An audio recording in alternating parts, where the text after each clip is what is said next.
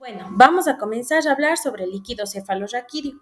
El líquido cefalorraquídeo es un líquido claro, incoloro y es parecido al plasma que baña todo el sistema nervioso central. Este circula a través de un sistema de cavidades que se encuentra dentro del encéfalo, la médula espinal y los ventrículos, también en el espacio subaracnoideo del encéfalo y el conducto central de la médula espinal. La mayor parte del líquido cefalorraquídeo es secretado por un tejido especializado al que nosotros conocemos como plexo coroideo. Este está ubicado dentro de los ventrículos laterales, tercer ventrículo y cuarto ventrículo. La secreción de este va a ser equivalente a su eliminación, por lo que hay un alrededor de 150 a 270 ml de líquido cefalorraquídeo en el sistema nervioso central en todo momento. La principal función que cumple el líquido cefalorraquídeo es amortiguar al encéfalo y la médula espinal como a los estímulos a los que consideraríamos como golpes o alguna fuerza mecánica que vaya a ser aplicado o se pudiera aplicar sobre la cabeza, ¿ya? También proporciona protección inmunológica, también es el encargado de remover sustancias metabólicas de desecho y transportar neuromoduladores y neurotransmisores, ¿ya? El líquido cefalorraquídeo también es útil para diagnosticar ciertas enfermedades cuando este va a ser empleado en algún tipo de prueba de laboratorio para ayudar a los médicos a identificar cualquier sustancia externa a lo que forma normalmente el líquido cefalorraquídeo, ¿ya?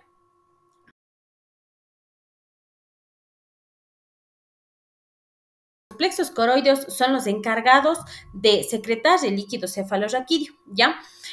Estos están ubicados en las paredes de los ventrículos laterales, el tercer ventrículo y el cuarto ventrículo, ¿ya?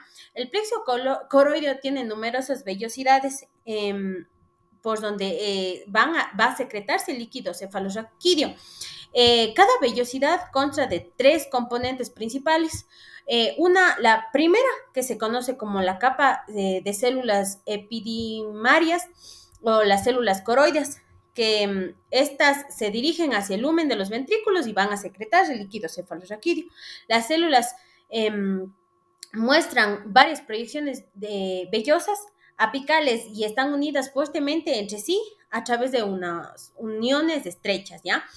Una segunda capa, que es la capa de pía madre, que es conocida como la tela aracnoidea, y capilar, la última capa que se denomina capilar fenestrado, que está directamente debajo de la pía madre, ¿ya? Las células coroides toman varias sustancias químicas de los vasos sanguíneos subyacentes. Estas van a ser utilizadas activamente para la secreción de líquido cefalorraquídeo. Por lo tanto, el líquido cefalorraquídeo no es simplemente un ultrafiltrado de sangre, sino que, a diferencia de un ultrafiltrado, también se libera ciertas sustancias como electrolitos, glucosa y proteínas. Ya.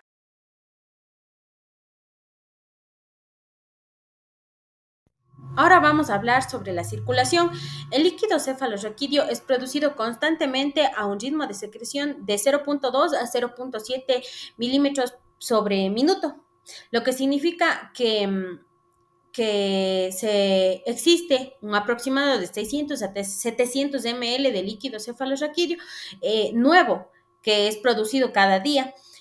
Dado que el volumen total de líquido cefalorraquídeo promedio es alrededor de 150 a 275 ml, esto significa que todo el volumen de líquido cefalorraquídeo es reemplazado a una velocidad de 4 veces por día, ¿no? El recorrido del líquido cefalorraquídeo se basa principalmente en, en, en cinco recorridos, ¿ya? El primero pasa desde los ventrículos laterales hacia el tercer ventrículo a través del foramen interventricular o conocido como el foramen de Monro, ¿ya? Desde el tercer ventrículo fluye hacia el acueducto mesencefálico, conocido como el acueducto de Silfio, hacia el cuarto ventrículo. Desde el cuarto ventrículo, cierta cantidad de líquido cefalorraquídeo pasa por un conducto estrecho que se conoce como el óbex y entra al conducto central de la médula espinal. Pero hay que tener en cuenta que la mayoría del líquido cefalorraquídeo pasa a través de los orificios del cuarto ventrículo, el orificio medio o de Magendie y los dos orificios laterales conocidos como los de Lushka. A través de todos estos orificios, el líquido cefalorraquídeo entra a las cisternas cerebelobulbares posteriores y pontocerebelosas, respectivamente, ¿no?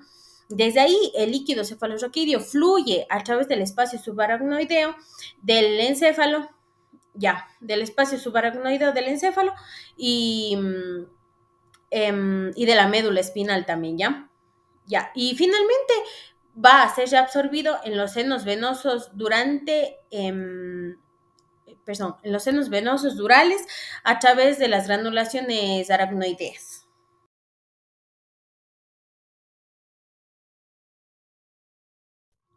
Bueno, ahora vamos a hablar sobre la absorción.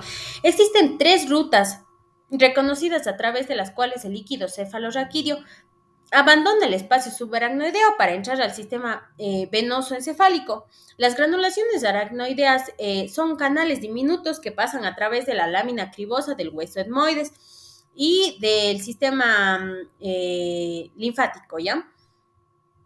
Estas granulaciones, en la mayoría, o sea, la mayor parte del líquido cefalorraquídeo es absorbida por el sistema venoso a través de estas granulaciones.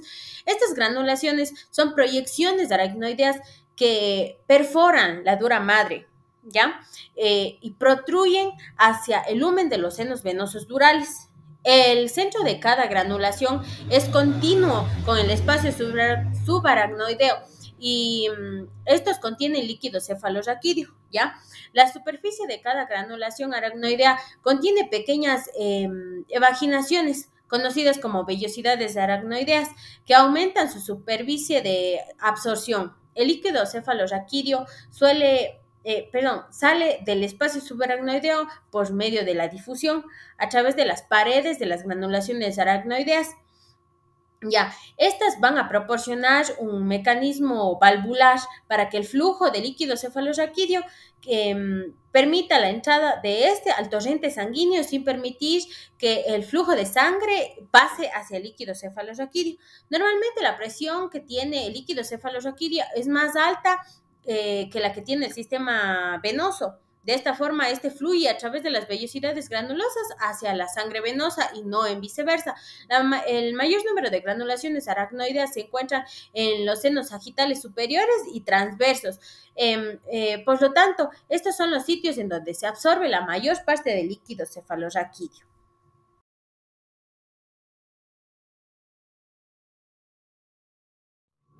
Bueno, ahora vamos a hablar sobre el líquido cefalorraquídeo espinal.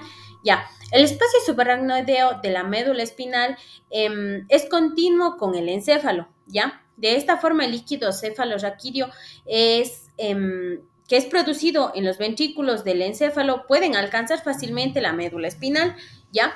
Em, hay que tener en cuenta que el líquido fluye desde el cuarto ventrículo hacia el conducto central de la médula espinal, ¿ya? A través del óbex, como ya les había mencionado, pasa a través del orificio medio o de Magadí y los orificios laterales o de Lushka para entrar a las cisternas subaracnoideas interpedunculares y subaracnoideas interpedunculares y la cuadrigémina, ¿ya? Desde aquí desciende a través del espacio subaracnoideo de la médula espinal. El espacio subaracnoideo espinal es relativamente grande y está acomodado cerca de la mitad del volumen total de líquido cefalorraquídeo y en el sistema nervioso central, ¿ya? Se extiende desde el foramen magno y termina a nivel de la vértebra S2, ¿ya? Dejando el cono medular alrededor de L1 a L2 y el espacio subaracnoideo se torna mucho más grande en el saco dural que nosotros conocemos como cisterna lumbar. La cisterna lumbar se extiende desde los niveles vertebrales de L1, L2 hasta S2 y contiene las raíces dorsales y ventrales de los nervios espinales de L2, ¿ya? Y de la caudequina, ¿ya?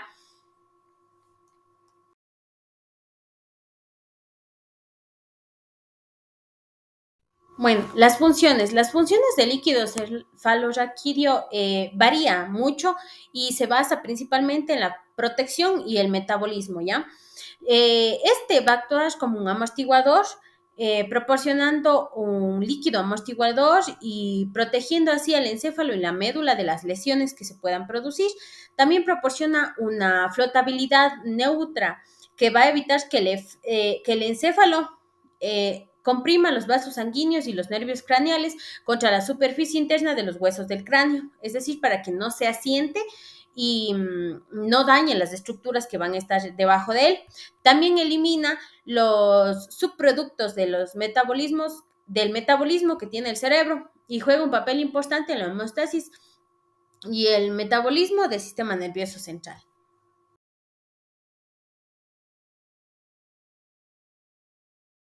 Como les había mencionado, el líquido cefalorraquídeo no es una sustancia inocua, es decir, este tiene cierto tipo de sustancias y proteínas que van a ayudarle con el metabolismo del sistema nervioso central.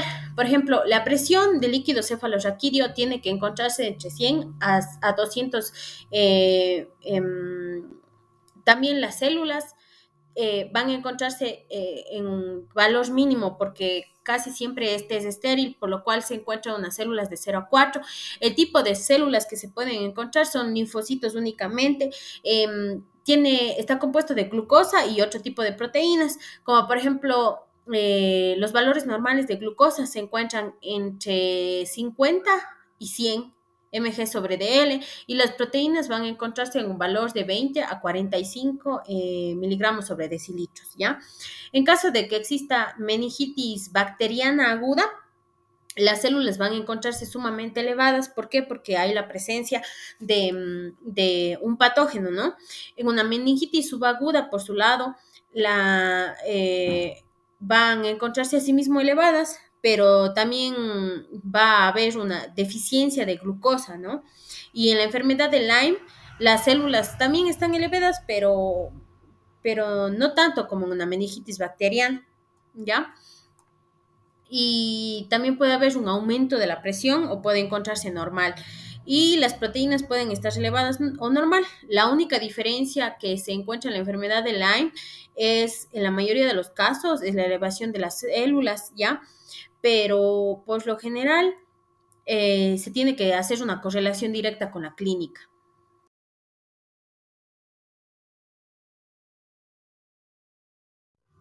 Una de las patologías que suele ser más frecuente y de una atención inmediata es la hidrocefalia.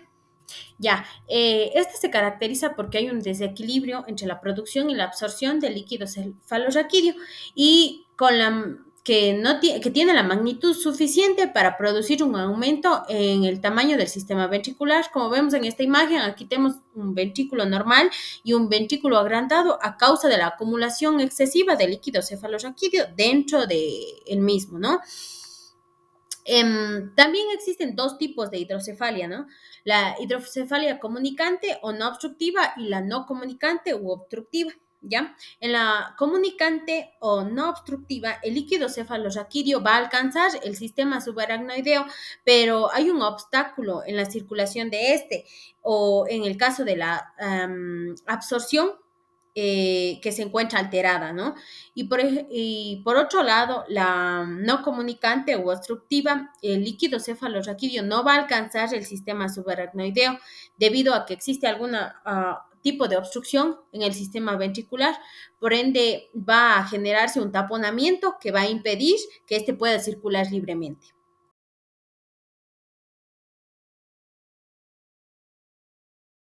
Bueno, el tratamiento para la hidrocefalia muchas de las veces es quirúrgico en el caso de que sea una hidrocefalia de tipo obstructiva. El tratamiento, por las en muchos de los casos se basa en la colocación de una derivación conocida como shunt, que va a redirigir el exceso que hay de líquido cefalorraquídeo desde el cerebro hacia otra parte del cuerpo, como por ejemplo el abdomen, en donde va a ser resorbido. Como vemos aquí, hay una colocación de un shunt que pasa por la parte superior y posterior de la cabeza y lateral de la cabeza del niño hacia el abdomen, y aquí es en donde se va a reabsorber, ¿ya? También hay que tener en cuenta que hay otras opciones en el tratamiento que pueden llegar a incluir una cirugía endoscópica para la eliminación de la obstrucción o la cauterización de los plexos coroideos para reducir la producción de líquido cefalorraquídeo en exceso, y muchas de las veces o el tratamiento siempre va a depender del tipo y la causa de la hidrocefalia.